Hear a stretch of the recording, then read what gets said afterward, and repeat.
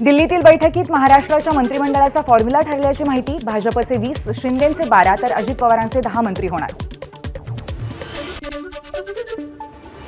मुख्यमंत्री देवेंद्र फडणवीस, अमित शहा आणि नड्डा यांच्यात काल रात्री 1.5 तास बैठकीत भाजप मंत्र्यांच्या यादीवर चर्चा।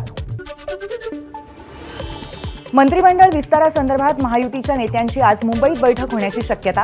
मंत्रिमंडळ विस्तारात कुणाची वर्णी लागणार यावर शिक्कामोर्तब होणार।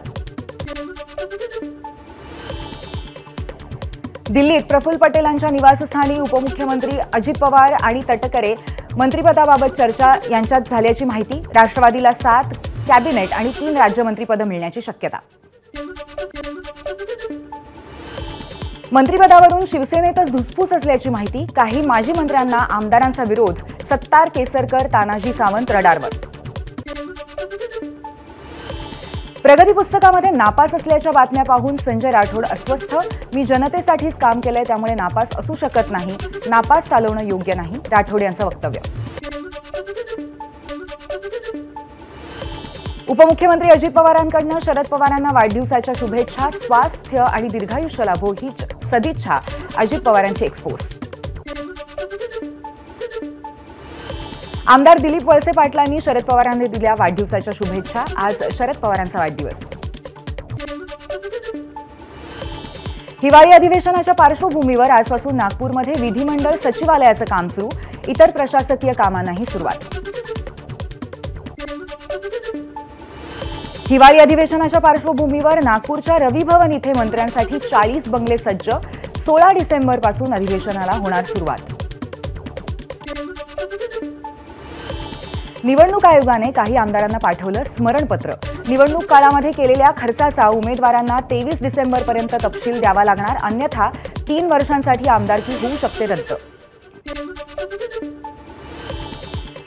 परभणी शहरासह जिल्ह्यामध्ये तणावपूर्ण शांतता। सर्वत्र मोठा पोलीस बंदोबस्त तैनात। आजपासून शहरातल्या पंचनाम्याला मनपा आणि तहसीलदारांकडून होणार सुरुवात। परभणीतल्या जाळपोळ प्रकरणी 40 जण पोलिसांच्या ताब्यात। नियमानुसार कारवाई होणार। नांदेड परिक्षेत्राचे पोलीस महानिरीक्षक शहाजी उमप यांची माहिती। परभणीमध्ये हातावर पोट असलेल्या छोट्या व्यापाऱ्यांचे कालच्या दगडफेकीमध्ये मोठं नुकसान झालं। चहाचे स्टॉल, पान टपऱ्या इत्यादी दुकानांमधल्या सामानाची नासधूस। व्यापाऱ्यांकडून भरपाई देण्याची मागणी। परभणी घटनेच्या निषेधासाठी आज हिंगोलीमध्ये बंद पाळला जाणार। यामुळे आज हिंगोली आगारातील बससेवा बंद। दिवसाभरामध्ये जवळपास 400हून अधिक बसफेऱ्या रद्द। खासदार बजरंग सोनावणेंनी घेतली गृहमंत्री अमित शहांची भेट। अपहरणाच्या प्रकरणांची सीबीआय मार्फत चौकशी करण्याची केली मागणी। बीडच्या मस्साजोगचे सरपंच संतोष देशमुखांच्या हत्येप्रकरणी एसआयटी स्थापन करा। राष्ट्रवादीचे आमदार प्रकाश सोळंकेंची मागणी। मस्साजोग सरपंच हत्याप्रकरणी संपूर्ण चौकशी झाली पाहिजे, अन्यथा अधिवेशनात लक्षवेधी मांडू। संदीप क्षीरसागर यांची प्रतिक्रिया।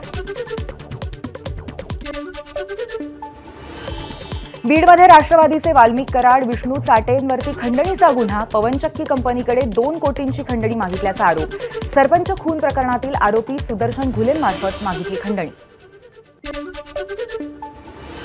जळगावमध्ये मनपा अधिकाऱ्याचं लाच प्रकरण समोर। मनपा आयुक्त ज्ञानेश्वर ढेरेंची तब्बल 3 तास एसीबीकडून चौकशी। नगररचना सहाय्यक संचालकानंतर थेट आयुक्तांची चौकशी, त्यामुळे पालिकेच्या वर्तुळात खळबळ। अदिती तटकरेंकडून लाडकी बहीण योजनेबाबत पसरवल्या जाणाऱ्या अफवांचं खंडन। रील्स व्हिडिओच्या माध्यमातून महिलांची दिशाभूल करण्यात येतेय। अदिती तटकरेंची एक्सपोस्ट। मुख्यमंत्री युवा कार्य प्रशिक्षण योजनेचं 2 ते 3 महिन्यांचं वेतन थकीत, त्यामुळे वेतन कमी असलं तरी वेळेवर देण्याची विद्यार्थ्यांची मागणी। योजनेचा कालावधी वाढवण्याची सुद्धा मागणी।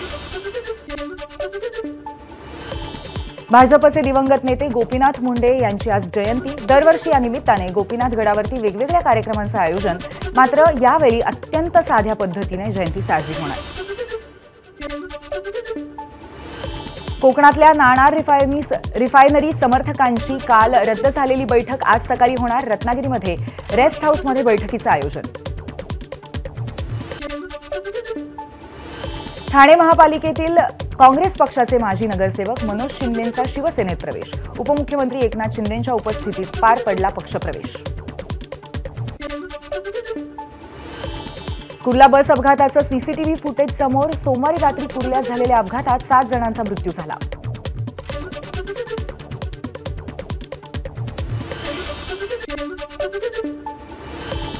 कुर्ला बस अपघाताचा आणखी एक सीसीटीव्ही समोर। बस अपघातानंतर भिंतीला जाऊन धडकली, त्यानंतर चालक बसच्या खिडकीतून बाहेर आल्याचं सीसीटीव्हीतनं समोर। कुर्ला बस अपघात प्रकरणी मुंबईतल्या 2 वकिलांची मानवाधिकार आयोगाकडे धाव। बेस्टच्या चालकाकडनं मर्यादेपेक्षा अधिक तास काम करून घेत असल्याची मानवाधिकार आयोगाकडे तक्रार। बेस्टच्या वाढत्या अपघातानंतर एसटी महामंडळ सावध। अध्यक्ष भरत गोगावलेंनी घेतली वरिष्ठ अधिकाऱ्यांची बैठक। एसटी महामंडळाला बस पुरवणाऱ्या संस्थांना पाठवणार नोटीस, गोगावलेंची माहिती।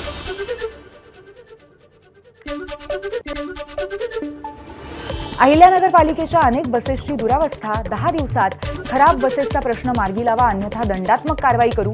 संबंधित ठेकेदाराला मनपा आयुक्तांचा इशारा। मुंबईमध्ये नियमांचं उल्लंघन करणाऱ्या 2099 रिक्षा चालकांवरती पोलिसांची कारवाई। कारवाई दरम्यान 426 रिक्षा पोलिसांकडून जप्त। खास नाताळसाठी कोकण रेल्वेकडून विविध मार्गांवरती विशेष अतिरिक्त गाड्या। 20 डिसेंबर ते 5 जानेवारीपर्यंत मुंबई सीएसएमटी ते करमाळी ही विशेष गाडी चालवली जाणार। भंडारा जिल्ह्यात सर्वत्र कडाक्याची थंडी। थंडीपासून बचावासाठी नागरिक आता शेकोटीचा आधार घेत असल्याचं चित्र। वाशिम जिल्ह्यामध्ये उशिरा का होईना थंडीत वाढ। तापमानात मोठी घट। ग्रामीण भागापासून शहरापर्यंत नागरिकांकडून शेकोट्या पेटवणं सुरू। उत्तर भारतातल्या थंडीच्या लाटेचा नंदुरबार जिल्ह्यातल्या पपई उत्पादकांना फटका। पपईचा भाव 12 रुपये किलोवरनं 8 रुपये प्रति किलोवर। सिंधुदुर्गच्या आंगणेवाडीतील भराडी देवीची जत्रा 22 फेब्रुवारीला होणार। देवाला कौल लावून ही तारीख ठरवली जाते। शिर्डीतल्या साई मंदिर परिसरामध्ये एनएसजी ब्लॅक कमांडोंकडून मॉक ड्रिल। मंदिर परिसरामध्ये अतिरेकी हल्ला झाल्यानंतर कारवाई कशी करावी याबाबत करण्यात आलं मॉक ड्रिल। रायगडच्या माणगावमधील उतेखोल परिसरातील डम्पिंग ग्राउंडचा स्थानिकांना त्रास। डम्पिंग ग्राउंडवरती जाळण्यात येणाऱ्या कचऱ्यामुळे परिसरामध्ये विषारी धूर, नागरिकांचं आरोग्य धोक्यात। फॉरेक्स ट्रेडिंगच्या नावानं भंडाऱ्यामध्ये 11 कोटी 48 लाख रुपयांनी ग्राहकांची फसवणूक। लाखांदूर पोलीस ठाण्यामध्ये दोघांविरुद्ध गुन्हा दाखल। महादेव ऑनलाईन बेटिंग ॲपचे मुख्य प्रवर्तक सौरभ चंद्राकर आणि रवी उत्पल यांची छायाचित्र सोशल मीडियावरती व्हायरल। दोघंही दुबईत असून पंडित प्रदीप मिश्रा यांच्या प्रवचनात झाले होते सहभागी। मुंबई उच्च न्यायालयातली प्लास्टिक बॉटल बंदी हटवा। बॉम्बे बार असोसिएशनच्या 150 वकिलांची लेखी पत्राद्वारे मुख्य न्यायमूर्तींकडे मागणी। सर्वोच्च न्यायालयामध्ये आज 1991च्या प्लेसेस ऑफ वर्शिप ॲक्टवरती सुनावणी। सरन्यायाधीश संजीव खन्ना यांच्या नेतृत्वात 3 न्यायमूर्तींच्या खंडपीठापुढे सुनावणी। मुंबई विमानतळावरती जवळपास 10 कोटी रुपयांचं 12 किलो सोनं जप्त। 3 विमानतळ कर्मचाऱ्यांसह 6 लोकांना अटक। तस्करी करणाऱ्या सिंडिकेटचा पर्दाफाश। मुंबई आंतरराष्ट्रीय विमानतळावरती DRIची कारवाई। चेन्नईहून सिंगापूरला जाणाऱ्या एअर इंडियाच्या विमानाचा मोठा अपघात टळला। विमान टेक ऑफ करण्याआधी तपासणी दरम्यान पायलटच्या लक्षात आली इंधन गळती। वेळीच गळती लक्षात आल्यामुळे मोठा अपघात टळला। राजस्थानमधल्या कालीखार गावात 160 फूल खोल बोरवेलमध्ये पडलेल्या आर्यनचा जीव बचावला। 5 वर्षीय मुलाला तब्बल 55 तासानंतर बोरवेलमधून बाहेर काढलं। सॅमसंगने केली गॅलेक्सी S24 आणि S24 अल्ट्रा एंटरप्राइज एडिशनच्या लॉन्चची घोषणा। या एडिशनची किंमत 78,999 रुपयांपासून सुरू होणार।